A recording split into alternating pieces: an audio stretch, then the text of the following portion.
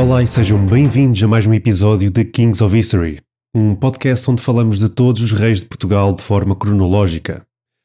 No último episódio olhámos para como Dom Dinis, depois das desavenças com o irmão, focou a sua atenção na construção, reabilitação e reforço de estruturas, tendo tudo isto culminado na criação da primeira Universidade de Portugal.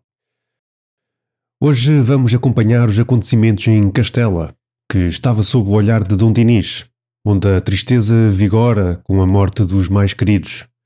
Nem sempre tudo corre como esperado, mas o monarca português não deixa o seu foco interno e acaba por fundar algo único no mundo.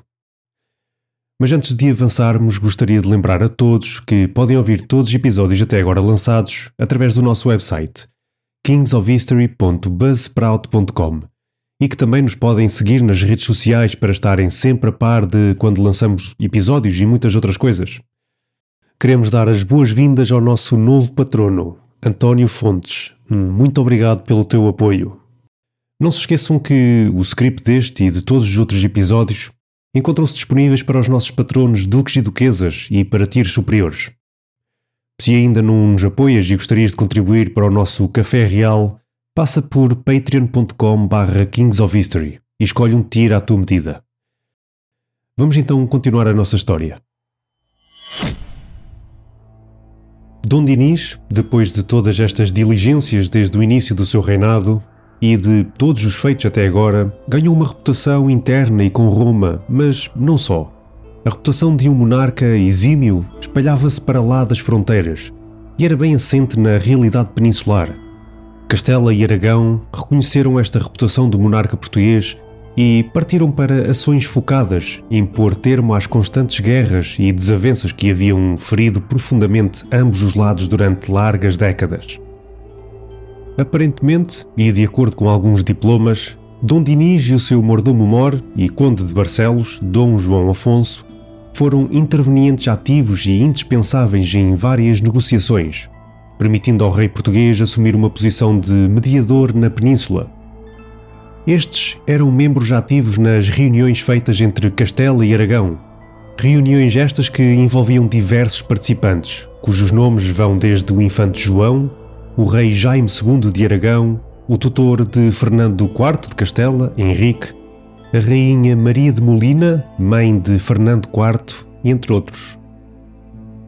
Todas estas diligências peninsulares ajudaram a alcançar uma acalmia entre os reinos peninsulares, mas foi de facto a legitimação de Fernando IV por parte de Roma, em 1301, que veio trazer um ponto final às disputas, embora não decisivo.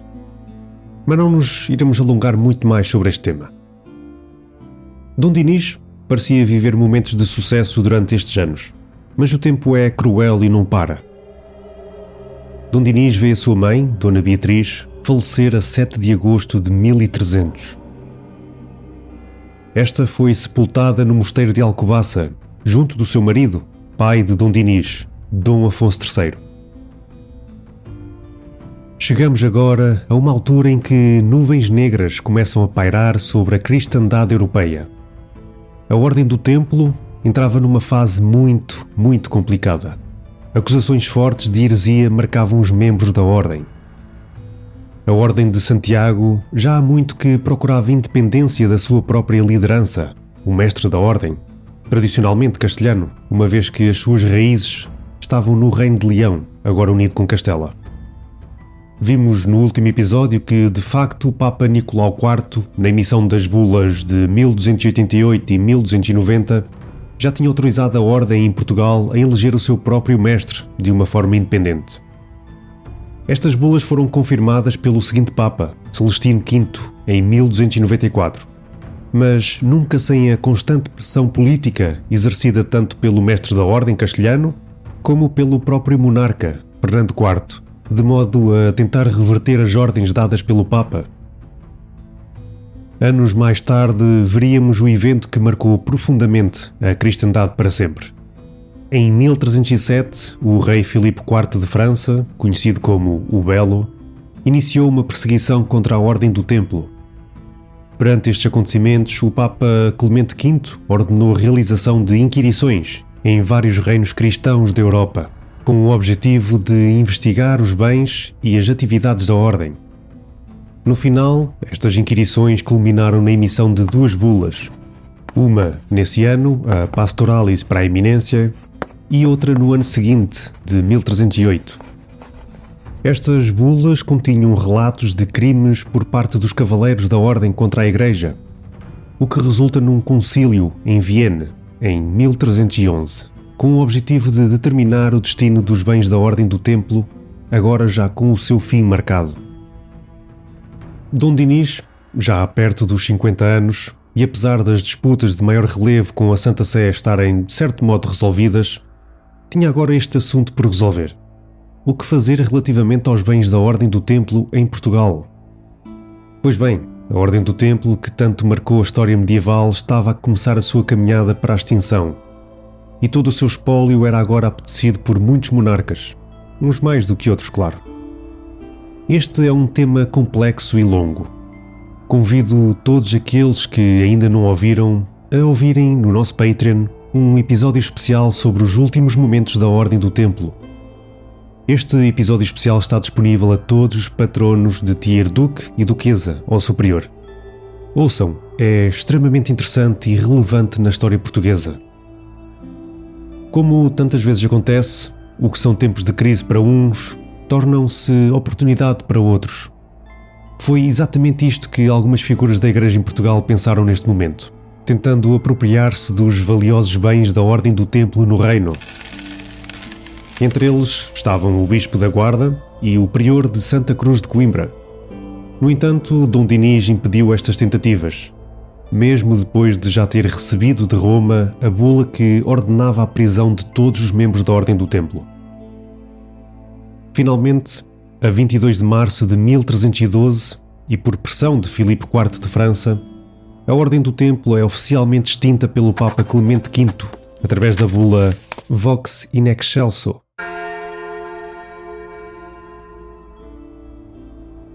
Tinha já ficado decidido e agora oficializado que todos os bens da Ordem do Templo deveriam ser entregues à Ordem do Hospital, de modo a que fossem usados no esforço militar cruzadístico e também para impedir que fossem apropriados por parte dos monarcas.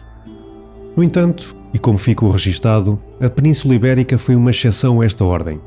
Estes reinos iriam posteriormente e de diferentes formas decidir o que fazer com tal espólio.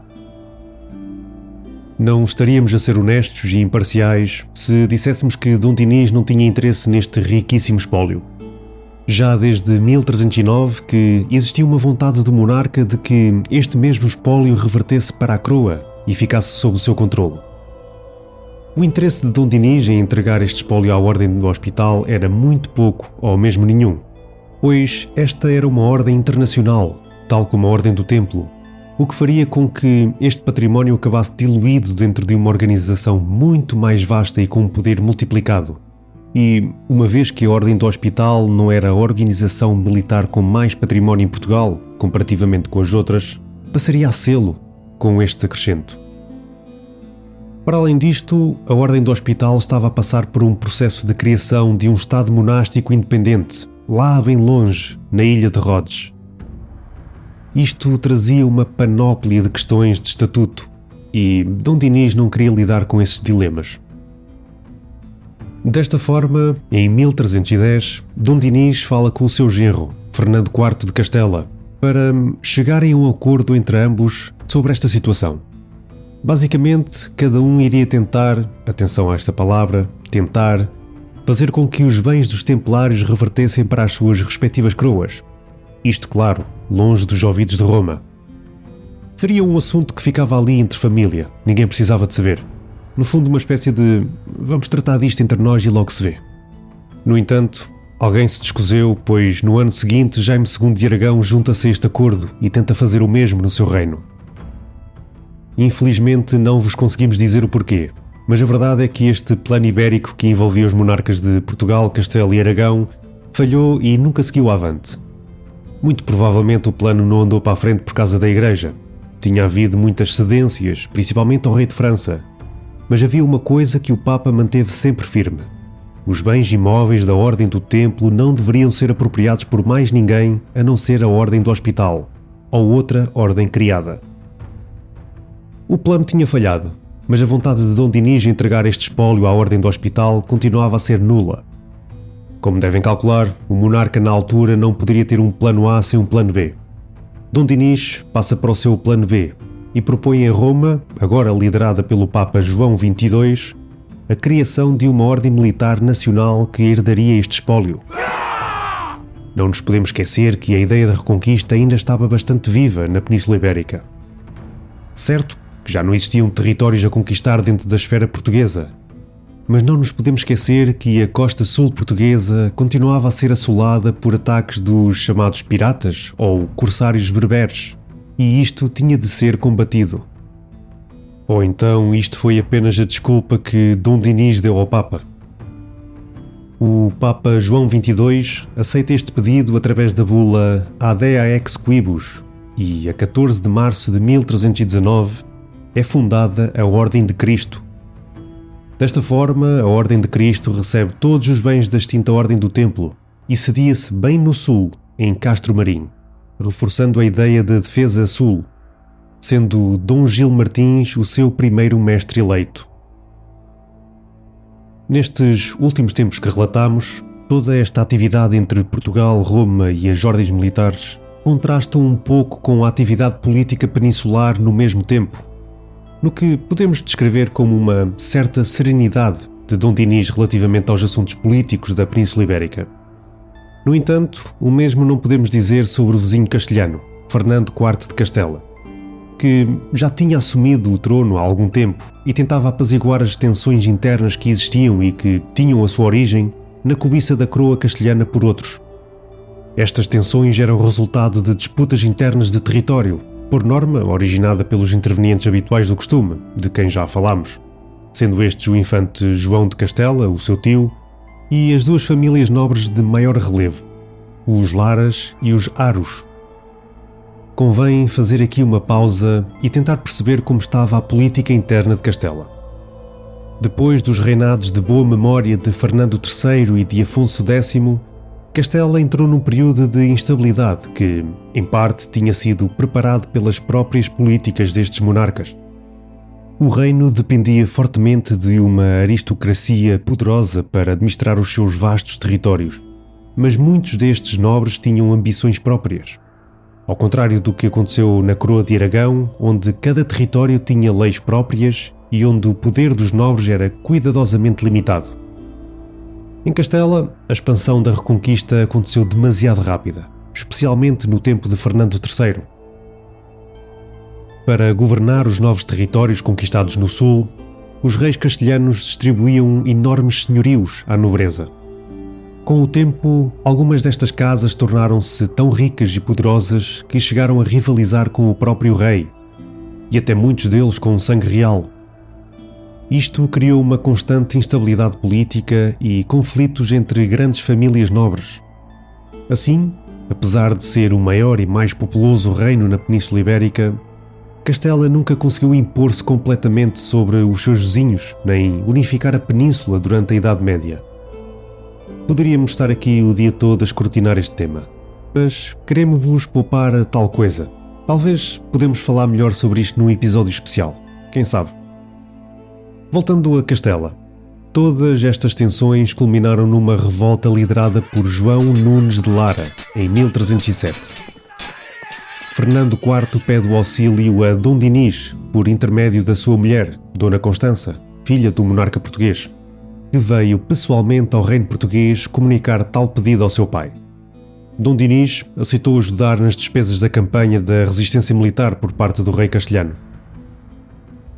Nos 2 anos seguintes, vemos Castela e Aragão afirmar as suas relações, inclusive com matrimónios entre as duas famílias.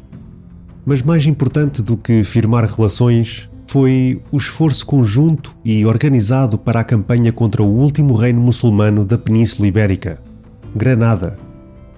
Em abril de 1309, Dom Dinis foi informado e convidado por Jaime II de Aragão a participar nos preparativos, tal como no auxílio militar da campanha a ser iniciada no mês seguinte. Fernando IV de Castela também fez o seu pedido de ajuda ao rei português, o qual foi correspondido com 700 cavaleiros e ainda, muito possivelmente, uma esquadra de guerra defensiva para auxiliar por via marítima quaisquer tomadas de território e portar a ajuda que pudesse vir de Marrocos. No fim, o resultado desta campanha foi muito diminuto, tendo as velhas rivalidades entre Castela e Aragão surgido de novo, colocando-se à frente desta campanha, o que resultou no abandono da mesma. No entanto, ainda deu tempo para que Gibraltar fosse conquistada pelos cristãos. Voltando as nossas atenções para Castela e Portugal, lembram-se de termos falado do Tratado de Alcanises? Dissemos na altura que o Reino de Portugal tinha até saído por cima neste tratado por causa dos territórios que anexou junto à fronteira. Pois bem, embora as relações entre Fernando IV de Castela e Dom Dinis aparentarem serem sólidas e duradouras, o monarca castelhano demonstra algum ressentimento, já que considerava que Dom Dinis se tinha aproveitado da minoridade dele para anexar territórios que já eram disputados entre os dois reinos há séculos. Este ressentimento por parte do rei castelhano gerou controvérsia suficiente para ser convocada uma reunião entre as duas partes, sendo que ambas concordaram que esta deveria ser mediada por Jaime II de Aragão. Contudo, o destino tinha outros planos. Esta reunião ficaria por resolver, visto que, a 7 de setembro de 1312, Fernando IV morre prematuramente e inesperadamente aos 26 anos de idade. Deixou para trás um reino e um herdeiro ao trono, Afonso, com pouco mais de 1 ano de idade. Vocês já sabem o que acontece quando temos um herdeiro do trono tão novo. Pois claro, gera-se então mais uma vez um conjunto de circunstâncias perfeitas para uma nova guerra civil em Castela. Nos mesmos moldes que tinha sido a quando da morte de Sancho IV, que tinha deixado o seu filho menor, Fernando IV, como herdeiro à coroa, mas desta vez com protagonistas diferentes. Este desenrolar de acontecimentos leva a agora viúva Dona Constança mais uma vez a pedir por escrito auxílio ao seu pai, Dom Dinis, para ajudar a salvaguardar os seus direitos como mãe e também que os direitos ao trono do seu filho fossem protegidos. A família real portuguesa recebe esta carta e imediatamente em setembro desse ano as peças do tabuleiro começam a mexer. Dona Isabel, sua mãe e rainha de Portugal, comunica imediatamente ao seu irmão, Jaime II de Aragão, o sucedido, pedindo-lhe que este ajudasse na proteção da sua sobrinha, ajudando-a no que ela necessitasse.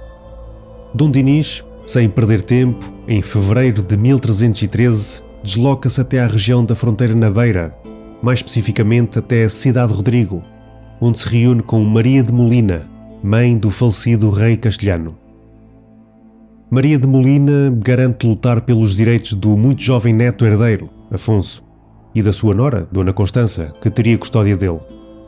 Contudo, Dom Dinis já se tinha preparado para este cenário, posicionando-se para assumir um papel de árbitro nas rivalidades e disputas que certamente surgiriam.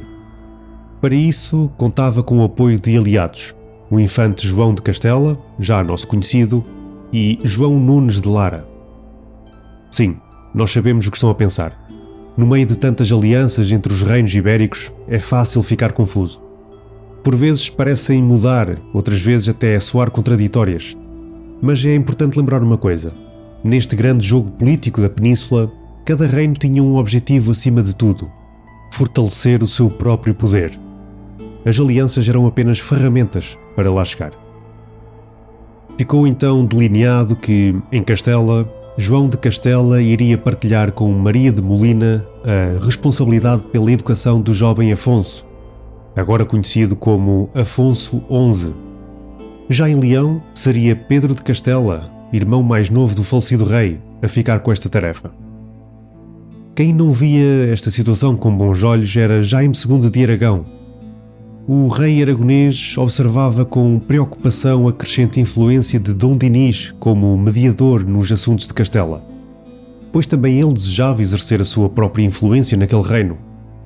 No fundo, tanto Portugal como o Aragão procuravam alcançar o mesmo objetivo: proteger e apoiar Afonso XI como herdeiro de Castela.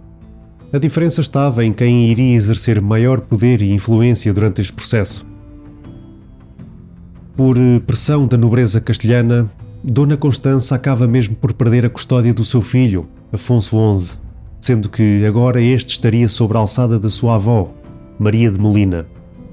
Dona Constança, no desespero de ter perdido a custódia do filho, pede novamente ajuda ao seu pai, à sua mãe e ao infante João de Castela, para ver se estes conseguiam ajudar a recuperar a custódia do seu filho. Esta situação afetou de tal forma Dona Constança que esta acabou mesmo por passar por dificuldades em questão de bens. No entanto, esta luta seria breve. Em novembro de 1313, Dona Constança, filha de Dom Dinis e mãe do rei Afonso XI de Castela, morre subitamente aos 23 anos de idade. A história de um casal real que termina demasiado cedo, com um futuro ainda por contar, mas que, mesmo desaparecendo do mundo dos mortais em tão tenra idade, deixam neste mundo um filho herdeiro que se iria impor no trono castelhano. Com a prematura e inesperada morte da sua filha, Dom Dinis via agora a sua influência no reino de Castela mais apagada. No entanto, como o monarca português nos tem habituado, este é apenas um obstáculo para ultrapassar.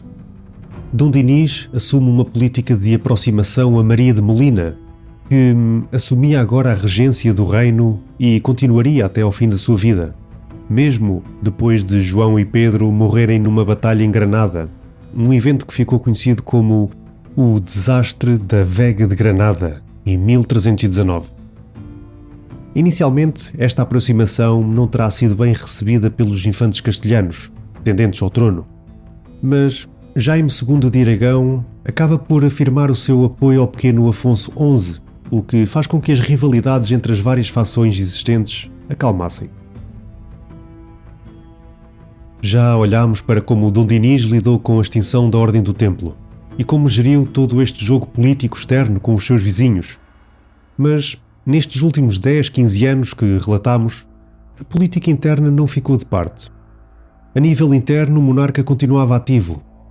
Em 1305, contrai um empréstimo de 1500 libras de modo a investir na criação de uma empresa de pesca em larga escala, nomeadamente do atum, golfinho, toninha e espadarte. E, como já referido no episódio anterior, os investimentos continuaram na atividade mineira, sendo esta reforçada com a autorização para a exploração dos veios de estanho na região de Trás-os-Montes, em 1314. No setor agrícola, não só financiou a construção de moinhos, que eram na altura um fator principal na transformação de matérias-primas em bens de primeira necessidade, mas continuou também a dedicar-se à proteção de terrenos agrícolas e à concessão de novos espaços de cultivo. Mais famosamente, e com o mesmo grau de importância, temos o desbravamento do reguengo de Ulmar, na região de Leiria, onde, em 1309, se iniciam os trabalhos para a abertura de valas de escoamento de águas. Estamos, claro, a falar do que se viria a tornar o Pinhal de Leiria, junto à Marinha Grande. Existe uma teoria interessante que prevalece, mas tem vindo a ser contestada, que diz que Dom Dinis tinha esta ideia de criação do Pinhal de Leiria para suportar no futuro a construção naval, algo que até faz sentido se continuarmos a nossa história. A historiadora Maria Rosa Marreiros descreve: é provável que se tivessem também tomado à altura algumas providências quanto às areias do mar, devido aos danos que estas causavam nos campos cultivados, embora não tenhamos qualquer informação a este respeito. Se a iniciativa da plantação do pinhal não pertenceu a Dom Dinis, pois temos conhecimento da existência de pinheiros nesta região desde a pré-história, a este rei deveu-se com certeza o ordenamento da mancha florestal litorânea, uma vez que o povoamento e o cultivo desta zona obrigavam, para além do escoamento dos pauís, à consolidação das dunas. No que toca à defesa do território, Dom Dinis continuou a autorizar a construção, expansão e recuperação de várias fortificações por todo o reino. Entre os exemplos mais notáveis estão as obras nas muralhas e castelos de Caminha, Valença, Monção, Vinhais, Vila Real, Braga, Guimarães, Óbidos, Guarda, Castelo Branco, Porto Alegre, Noudar, Beja e Lagos. A isto junta-se ainda a construção de novas fortalezas, como as de Évora-Monte e Olivença. Mas a defesa de um reino não se faz apenas com muralhas e castelos. Um dos feitos mais marcantes deste período do reinado de Dom Dinis foi a reforma da Marinha de Guerra, a 1 de fevereiro de 1307, integrando-a de forma mais próxima na defesa do território. Embora já existisse em Portugal uma força naval consolidada, o rei promoveu uma reorganização da sua estrutura de comando, criando mesmo o cargo de Almirante-Mor. Estamos perante a fundação da primeira marinha do mundo. Mais tarde, em 1317, após a morte do anterior Almirante-Mor, Dom Dinis nomeou para este cargo um genovês, Manuel Peçanha. A escolha não era por acaso. Génova era possivelmente a maior potência marítima europeia da época. Outro destes feitos foi a continuidade da política de povoamento como forma de reforçar a defesa do território, sobretudo nas zonas de fronteira com Castela. Para isso, Dom Dinis chegou a permitir a relocalização de indivíduos considerados delinquentes ou foras da lei para regiões pouco ou nada povoadas, oferecendo-lhes em troca proteção régia. Um exemplo claro é a carta emitida a 16 de janeiro de 1308, relativa à vila de Noudar.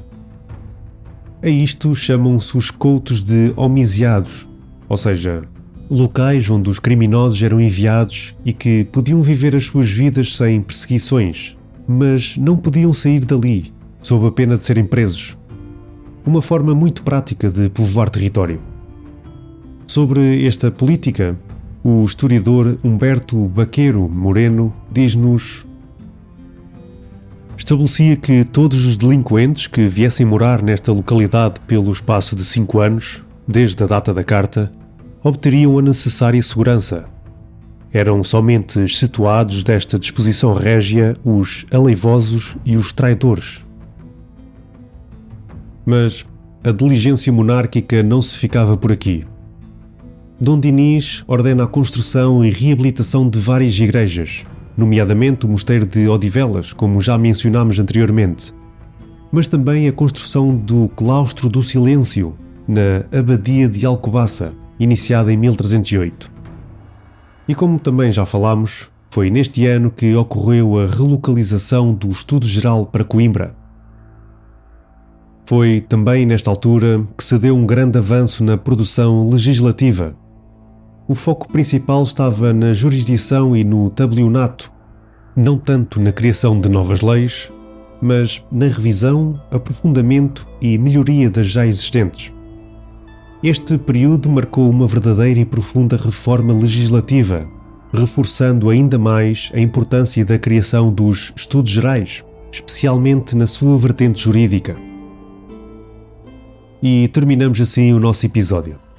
Vimos Dom Dinis lidar com a extinção da Ordem do Templo e com a criação de uma nova ordem militar, a Ordem de Cristo.